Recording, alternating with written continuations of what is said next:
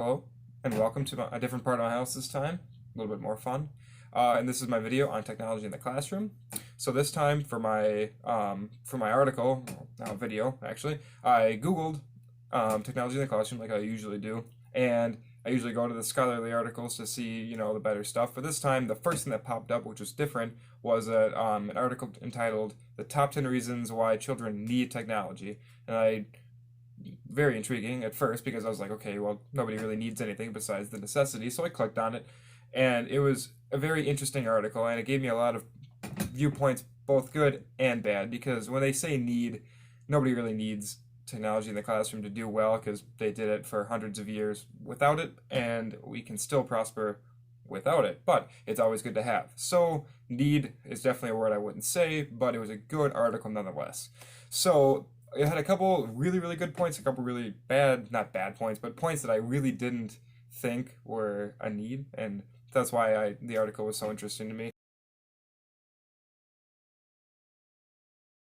So the first and foremost one that I liked a lot that I haven't thought about in a while was how having technology and giving kids technology gives a lot of responsibility to these kids, which is good because a lot of kids don't learn how to take care of big things. Like they don't get cars obviously until they're 16. You don't really get any expensive toys or objects or anything until you get older. So by giving kids technology when they're younger and teaching them how to take care of it and how to look after it and make sure it doesn't get broken or stolen or anything like that is a really good way to get kids in that mindset of you need to take care of valuable things from an early age, which is great. Um, and that was like that was probably the biggest part that I saw that I liked. Another one was how it is good for getting jobs in the future, which is obviously another really good thing. And here is I have a picture. This is a list of all the new jobs, just probably not even close to as many as you really could have, but this is just a good picture of new jobs that include technology in the future.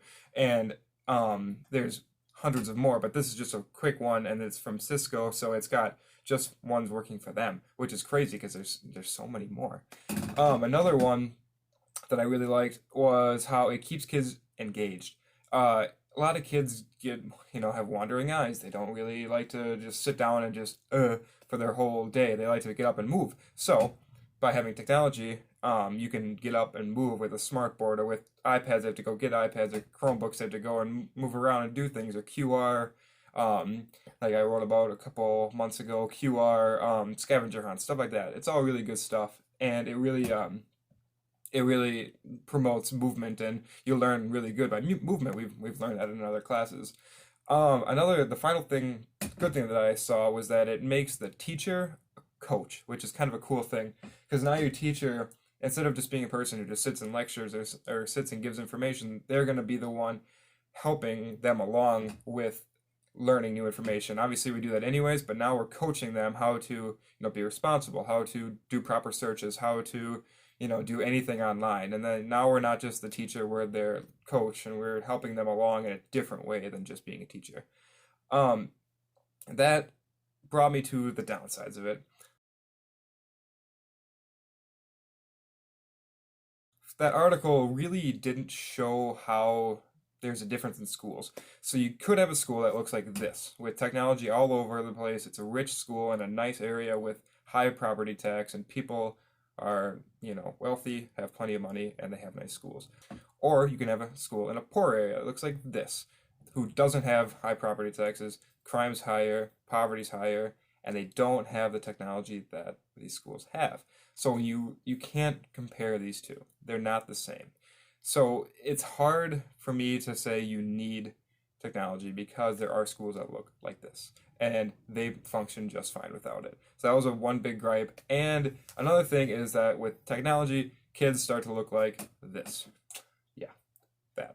It's so super annoying. I've been in classrooms where I've taught and kids are just on their phones the whole time, and it's super annoying, and it gets me down because we know that they're not looking at informational stuff, and then we know they're not looking at stuff that's important whatsoever, but that's what they like to do, and technology gives them that opportunity. But that can be changed with good classroom management and good rules. So that's obviously something we need to work on, something that can be worked on, which is good. So all in all, that article was interesting. The needing part it was definitely a way to catch your attention when you Googled it, which was fine. It caught my attention and it gave me some good ideas. But it also proved to me that you don't actually need technology. And I will say that to the day I die. Books are really good things you can use using, pamphlets, old newspapers, especially for teaching history like I will. Like I have so many artifacts that tell so many stories that an article can't. So that's my whole thing. But that was my video. It was interesting. My article was interesting and yeah, it was good to know. So